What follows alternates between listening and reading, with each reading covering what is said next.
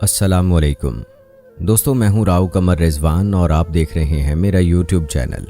اب وہ پہلے سا روپ تو نہ رہا، عمر اور وقت کی گرد نے اصل تصویر کو دھندلا دیا ہے، مگر آج بھی آئینے کے سامنے ٹھہر کر اپنا جائزہ لیتی ہوں تو نکھری نکھری صورت دیکھ کر اللہ کا شکر ادا کرتی ہوں کہ اس نے مجھے لاکھوں میں ایک بنایا اور اس حسین چہرے کو دشمنوں کے ہاتھوں سے جلنے سے بچا لیا۔ یہ بہت دور کی بات نہیں، 10 سال پہلے کا قصہ ہے۔ ان دنوں مجھ پر کچی کلیوں کا ساروپ تھا، شہابی رنگت اور نرگسی آنکھوں میں بڑے گلابی ٹورے دیکھنے والوں کو دیوانہ کیے دیتے تھے، لیکن مجھے اپنی حسن کی سحر انگیزی کا بالکل احساس نہیں تھا۔ میں اپنی خوبصورتی کے جادو سے ناواقف تھی اور اس ناواقفیت میں اماں کی گہری تربیت کا ہاتھ تھا۔ جب سارا زمانہ مجھے حور شمائل گردانتا، تبھی اماں مجھے بدصورت اور نکمی صورت کہہ کر دھتکار دیا کرتی۔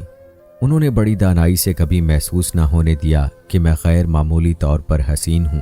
وہ نہیں چاہتی تھیں کہ میں اپنے حسن خوابیدہ سے آشنا ہو جاؤں اور خود بینی اور خود آرائی پر مائل ہو جاؤں۔ خوبصورتی میں اماں بھی کسی سے کم نہ تھیں۔ اگر یہ کہوں کہ حسن بانٹتے وقت خدا تعالیٰ نے میرے گھر والوں کے ساتھ بے حد فیاضی سے کام لیا تو بیجا نہ ہوگا۔ مجھ سے بڑے چاروں بھائی بھی مردانہ وجاہت کا پیکر تھے۔ میں گھر میں سب سے چھوٹی اور سبھی کی آنکھوں کا تارا تھی۔ اماں بابا نگاہوں ہی نگاہوں میں مجھ پر صدقے واری ہوتے تھے، مگر انہوں نے اپنی اس والہانہ چاہت کا کبھی اس طرح اظہار نہیں کیا کہ میں خود سر ہو جاؤں یا مجھے اپنے حسین شکل و صورت پر غرور ہو رہا ہو۔ پرائمری پاس کر کے سیکنڈری میں داخلہ لیا تو اسکول کی لڑکیوں نے میری صورت کو سراہنا اور مجھے باور کرانا شروع کیا کہ میں حسن کی ملکہ ہوں۔ وہ مجھ پر رشک کرتی تو ان کی ستائش بھری نظروں کا مفہوم سمجھ کر میرا انگ انگ خوشی سے ناچ اٹھتا۔ یہ عمر کا وہ حصہ تھا جب کسی کو چاہنے اور چاہے جانے کی خواہش شدید ہوتی ہے۔ جو حسن ہو تو دولت کی چاہ ہوتی ہے، مگر مجھے تو خدا نے حسن و دولت سبھی کچھ دے رکھا تھا، خود کو خوش نصیب کیوں نہ سمجھتی۔ انہی دنوں ایک سہیلی کی شادی میں ریان سے میری ملاقات ہوئی۔ وہ میری سہیلی کا چچا زاد بھائی تھا، بود و باش سے کھاتے پیتے گھرانے کا لگتا تھا۔ شادی کے ہنگاموں میں وہ بڑھ چڑھ کر حصہ لے رہا تھا۔ تانیہ میرے بچپن کی ساتھی تھی۔ امی نے مجھ کو اس سے ملنے سے کبھی نہ روکا تھا۔ میں اس کے گھر جایا کرتی تھی۔ اس کی شادی کے دنوں میں میرا اس کے وہاں آنا جانا بڑھ گیا۔ وہاں ریان بھی ہوتا، تبھی اس سے آئے دن ملاقات ہو جاتی۔ یہ رسمی ملاقاتیں چند دنوں میں ہی ایک نئے رنگ میں ڈھل گئیں۔ شادی کا ہنگامہ سرد پڑ گیا، لیکن میری ریان سے ملاقاتیں جاری رہیں۔ وہ میری زندگی میں آنے والا پہلا سا تھا۔ اس کی قربت نے مجھ کو نڈر بنا دیا۔ اب اکثر اسکول سے چھٹی کر کے اس کے ساتھ کسی پارک یا ریسٹورانٹ میں جا بیٹھتی، جبکہ اس سے قبل میں ایسی جرت کا سوچ بھی نہ سکتی تھی۔ امی سے پوچھے بغیر کسی دوست کے گھر جاتے ہوئے بھی ڈرتی تھی، مگر محبت کے نشے میں ڈوب کر انسان ہر مدغم کو پار کر جاتا ہے۔ ریان کی چاہ نے مجھے بھی اب ہر خوف سے بیگانہ کر دیا تھا۔ ریان کے بارے میں اتنا جانتی تھی کہ وہ کسی کمپنی میں مینیجر ہے۔ والدین پنجاب کے کسی قصبے میں رہتے ہیں اور ذمہ داری کرتے ہیں۔ اس کی والدہ کا انتقال ہو چکا تھا۔ ریان نے بتایا تھا کہ اس کے والد اس حد تک پرانے خیالات کے مالک ہیں کہ انہوں نے کبھی ریل گاڑی کا سفر نہیں کیا ہے۔ وہ ابھی تک گھڑ سواری کے دور میں جی رہے ہیں۔ کراچی جیسے شہر میں بھی آنے کا نہیں سوچتے۔ یوں بھی سفر ان کے لیے محال تھا۔ بڑھاپے اور بیماری نے ان کو سفر کے قابل نہ چھوڑا تھا۔ جب ماں کو علم ہوا کہ میں ریان سے شادی کی خواہش مند ہوں تو انہوں نے طریقے سے اپنے طور پر اس رشتے کا تذکرہ میرے بھائیوں سے کیا۔ وہ بالکل راضی نہ ہوئے۔ میں اپنے 4 بھائیوں کی اکلوتی بہن تھی۔ بھلا یہ لوگ کیوں میرا ہاتھ کسی غیر خاندان کے تنہا نوجوان کے ہاتھ میں دینا گوارا کر سکتے تھے؟ گھر والے اس کے ساتھ نہ تھے تو بھائی ریان کو لاوارث کہہ کر پکار رہے تھے۔ کہتے تھے کہ تنہا بہانے کو آنے والا لاوارث ہوتا ہے۔ ایسے کو بہن دے کر کیا ہم اپنی بہن کو بھی بے سہارا کر دیں؟ گھر والوں کے الفاظ پر میں برملا احتجاج کر سکتی تھی، لیکن مسلسل خاموشی اور گمسم رہنے سے سب سمجھ گئے کہ میں رشتے کے ٹھکرانے پر افسردہ ہوں۔ جب ریان کا رشتہ میرے بھائیوں نے رد کیا تو اس نے ہمت نہ ہاری۔ اس نے امی سے رابطہ رکھا اور یوں ہمارے گھر دہلیز پر اتنی بار اماں کے قدموں میں حاضری دی کہ بالآخر میری ماں نے منت سماجت سے بابا جان سے منوا لیا کہ بظاہر اس رشتے میں کوئی خرابی نہ تھی، سوائے اس اعتراض کے کہ ریان کے باپ اس شادی میں شامل نہ ہو سکتے تھے۔ وہ اسے ٹھور ٹھکانے سے نام نکلتے ہی نہ تھے۔ بڑے شہروں کی لڑکیاں اس کی نظروں میں آزاد خیال تھیں، جو دیہات کی بہویں بننے کے قابل نہ تھیں۔ ماں بھائیوں کو بھی سمجھاتی کہ بیٹیوں کے اچھے رشتے آج کل ملنا مشکل امر ہے اور ریان میں کوئی خرابی نہیں۔ رشتہ چونکہ تم لوگوں کو گھر بیٹھے مل رہا ہے تبھی اس کی قدر نہیں کر رہے ہو۔ غرض ماں کے سمجھانے پر گھر کے سبھی مرد راضی ہو گئے اور یوں 4 ماہ بعد میری آرزو دھوم دھام کے ساتھ پوری ہو گئی۔ شادی کے بعد چند ماہ ریان نے مجھے شہر میں اپنے رشتہ دار کے گھر رکھا اور پھر گاؤں چلنے کی خواہش ظاہر کی۔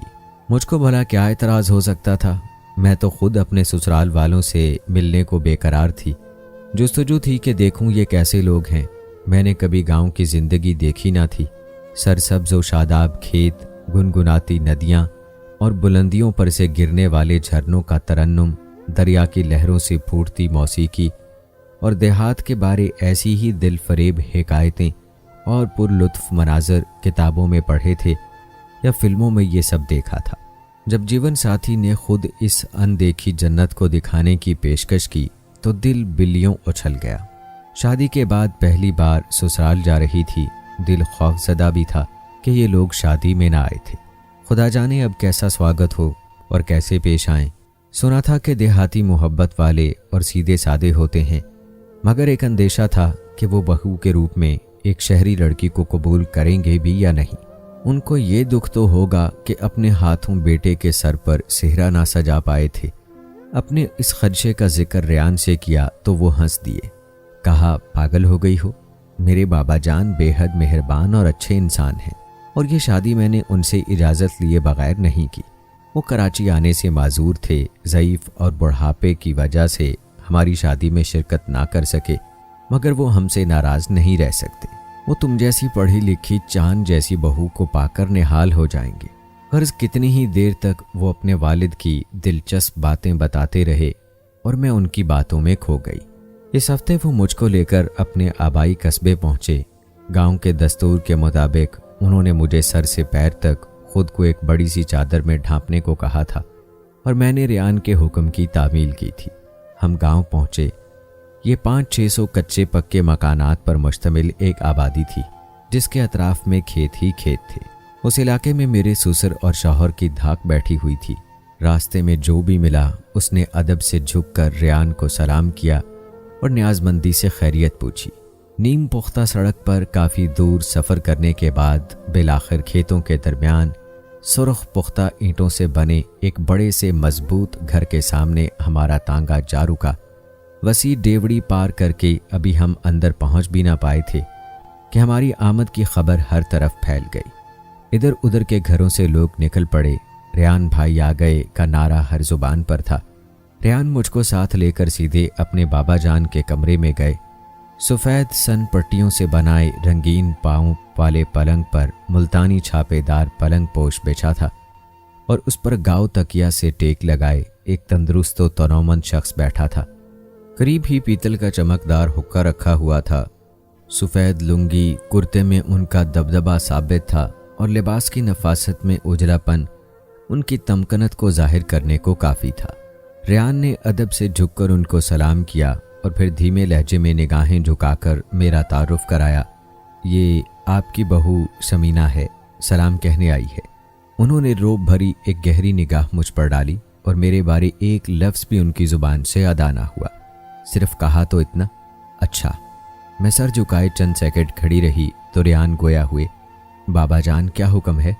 اپنے کمرے میں لے جاؤ اسے۔ ٹھہر ٹھہر کر اور چبا چبا کے انہوں نے یہ الفاظ ادا کیے۔ میرے آنسو پلکوں تک آ گئے کہ سسر نے پہلی بار دیکھ کر مجھے دعا بھی نہ دی تھی۔ شاید کہ ان کا یہی طریقہ تھا۔ ریان مجھے کمرے میں بیٹھا کر چلے گئے۔ اس کے بعد اونچی آواز سے ان کی باتیں کرنے کا آہنگ مجھ کو سنائی دینے لگا۔ وہ اپنی مادری زبان میں گفتگو کر رہے تھے، جیسے دونوں میں کچھ تکرار ہو رہی ہو۔ مجھ کو صرف آواز سنائی دے رہی تھی مگر گفتگو کے معنی نہ سمجھ پا رہی تھی۔ میں کمرے کے ایک کونے میں کھڑی تھی۔ اس اثنا میں ان کی ملازمہ جنت مجھ کو شربت دینے آئی۔ میں نے پوچھا، کیا کہہ رہے ہیں یہ؟ झगड़ा हो रहा है क्या? नहीं बीबी, ये ऐसे ही बोलते हैं, बस ज़रा ऊंची आवाज़ में। आप परेशान ना हों, आराम करें। ज़रा देर बाद रेयान आ गए। उनका चेहरा सुर्ख और तमतमाया हुआ था। मैंने बेकरार होकर सवाल किया, क्या हुआ? क्या कुछ बुरा भला कहा आपके बाबा जान ने? नहीं, वो बोले ऐसी कोई बात नहीं है, तुम में यही खराबी है, ज़रा सी बात पर सहम जाती हो। उस रोज़ के बाद मेरी ससुर साहब से कोई बात ना हुई। सामना हो जाता तो मैं नज़रें नीची रखती और सलाम करती, वो हूँ कहकर आगे बढ़ जाते। इस रवैये से साफ जाहिर था कि खफगी तो थी उनको, मगर कभी सख्त लहजे में मुझसे बात ना की। यहाँ आए 2 माह हो चुके थे। एक रोज़ रेयान शहर गए हुए थे और मैं कमरे में अकेली थी कि किसी ने दरवाजे पर दस्तक दी। मैंने उठकर दर खोला।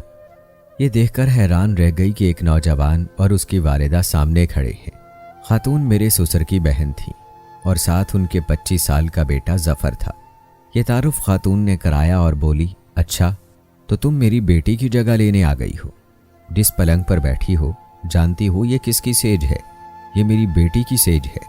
इस पर उसके बेटे जफ़र ने कहा, मगर अम्मा जी, हम इसको ये सेज नसीब ना होने देंगे। माँ बोली, चुप रहो, इसका कसूर नहीं, कसूर रेयान का है, इसका क्या लेना देना? क्यों नहीं, इसने तो उसको फांसा है। अगर मेरी बहन को कुछ हो गया तो मैं इन दोनों को नहीं बख्शूंगा। नौजवान के तेवर खतरनाक देखकर उसकी माँ ने उसे बाजू से पकड़ा और खींचकर बाहर ले गई। ये मेरी रेयान के करीबी रिश्तेदारों से पहली मुलाकात थी। ससुराल वालों से मिलने का शौक झाग की तरह दिल में बैठ गया।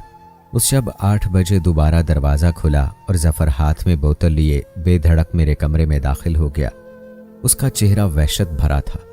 आते ही बोला, जानती हूँ मेरी बहन रेयान की 10 बरस से मनकूहा थी, मगर इसने उसकी ज़िंदगी की खुशियों को रौंद कर तुमसे शादी कर ली। वह भी 17 बरस की है और इसने इस उम्र में खुशी का मुंह देखने की बजाय मौत को गले लगा लिया। उसने काला पत्थर पी लिया है और अस्पताल में मौत से जंग लड़ रही है। मैं हैरत से जफ़र की बात सुन रही थी। वो तैश में दीवाना लग रहा था। मैंने पहली बार उसकी ज़ुबान से काला पत्थर का नाम सुना था। नहीं जानती थी कि देहात में लोग इससे क्या काम लेते हैं। बहरहाल ये अंदाज़ा हो गया कि मेहरुन्निसा, जो रेयान की बचपन से मनकूहा थी, उसने खुदकुशी की खातिर ये पत्थर पी लिया था। मैं तो यहाँ के हालात से सरीहन बेखबर थी। क्या मालूम था कि रेयान की मंगेतर उसकी फूफो की बेटी है और जब वो 7 साल की थी उसकी मंगनी हुई थी और 2 साल कबल उसका निकाह हो गया था। रुखसती बाकी थी कि रेयान ने मुझसे शादी कर ली। इस वजह से उस लड़की ने काला पत्थर पी लिया और अस्पताल में आखिरी सांसें ले रही थी। उफ मेरे खुदा, मेरे तो पैरों तले से ज़मीन निकल गई। जब जफ़र ने यह बताया, मैंने कहा, भाई साहब, मुझे कुछ मालूम न था। रेयान ने यह सब नहीं बताया, वरना मैं कभी उससे शादी ना करती। मगर वो जैसे मेरी आवाज़ ही ना सुन रहा था। उसने फ़ौरन पीछे मुड़कर कमरे की चटखनी चढ़ाई और यूं मेरी जानिब बढ़ा जैसे कोई शिकारी शिकार की तरफ बढ़ता है। मैं पीछे हट गई, दीवार से जा लगी। मुझे अपने बचाव की कोई सूरत नज़र नहीं आ रही थी। तभी पास पड़ी मेज़ पर रखी चीज़ें मैंने उठा कर उसको मारना शुरू कर दी। पाउडर का डब्बा और शीशे का गुलदान जो भी था, ताक कर मारा। गुलदान उसके हाथ में पकड़ी बोतल को जा लगा और बोतल में भरा स्याल उछलकर जफ़र के मुंह और आंखों पर गिर गया। उसका चेहरा, बाजू, कमीज़, सब पर वो स्याल गिर गया। इतने में ससुर साहब दौड़े आए और दरवाज़ा ही पीटना शुरू कर दिया। क्योंकि जन्नत देख चुकी थी, जफ़र तेज़ाब की बोतल लिए कमरे में घुसा है। मुलाजमाएँ भी दौड़ी आ गई थीं। इतने में रेयान भी आ पहुँचे और जफ़र को काबू किया। तेज़ाब जो वो मुझ पर उंडेलने आया था, खुद उसी में नहा गया था। वो बुरी तरह झुलस गया था, फिर तकलीफ से बेहोश हो गया। उसे अस्पताल ले गए। हवेली में शोरो गुल था। नौकर चाकर इधर उधर भाग रहे थे। न जाने किसने पुलिस को खबर कर दी थी। डॉक्टर के साथ पुलिस भी आ गई थी, जिसने मेरा बयान कलम बंद किया। अब यहाँ रहना मेरे लिए ख़तरे से खाली ना था। बस मैंने ख्वाहिश की कि मुझे मेरे मैके पहुँचा दिया जाए। पुलिस की हिफाजत में ही मैं मैके आई थी। पुलिस को मैंने यही बयान दिया कि मुझ पर जफ़र साहब तेज़ाब फेंकने आए थे, मगर ताक़ुब में दौड़ भाग के नतीजे में ये खुद ही मसहरी से टकरा कर गिर पड़े। चूँकि उन्होंने बोतल का ढक्कन खोल रखा था, लिहाजा तेज़ाब उन्हीं के ऊपर गिर गया। केस चला, जाने क्या हुआ, कैसे चला, कैसे ख़त्म हो गया। रेयान मुझे लेने आए, मैं ना गई। भला क्यों कर जाती। मेरे वालिद और भाई सीना सपर हो गए कि एक बार खुदा ने हमारी बहन को बचा लिया है, भेजा तो ससुराल वाले जाने इसका क्या हशर करें। मैं खुद भी वहाँ के लोगों और ससुराल के माहौल से डर गई थी। रेयान की मनकूहा भी बच गई थी, लिहाजा वहाँ जाने का मतलब सौतन को कबूल करना या उसके भाइयों के इंतकाम का निशाना बनना था। दिल पर पत्थर रखकर मैंने रेयान की मोहब्बत को दफन किया और वाले साहब की रज़ा से तलाक ले ली। उसके बाद दोबारा शादी नहीं की। लोग कहते हैं हुस्न भी दौलत है कि जिसको खुदा दे, मगर मैं समझती हूँ बहुत ज़्यादा खूबसूरती भी जान के लिए ख़तरा बन जाती है। जैसे दौलत के पीछे लुटेरे लग जाते हैं, वैसे ही अच्छी सूरत के पीछे भी मैली निगाहें लुटेरे बनकर पड़ती हैं। सोचिए खुदा ना खास्ता ज़फ़र उस रोज़ अगर अपने इरादे में कामयाब हो जाता तो मेरे हुस्न का क्या होता। आज भी आईना देखती हूँ तो यही सोचती हूँ, सर शुक्र कि वो अपने इरादे में कामयाब ना हुआ और मेरी सूरत बिगड़ने से बच गई। नाज़रीन, आज की कहानी से आपने क्या सबक सीखा, कमेंट बॉक्स में ज़रूर बताइएगा। मिलते हैं अगली वीडियो में। अल्लाह हाफिज़।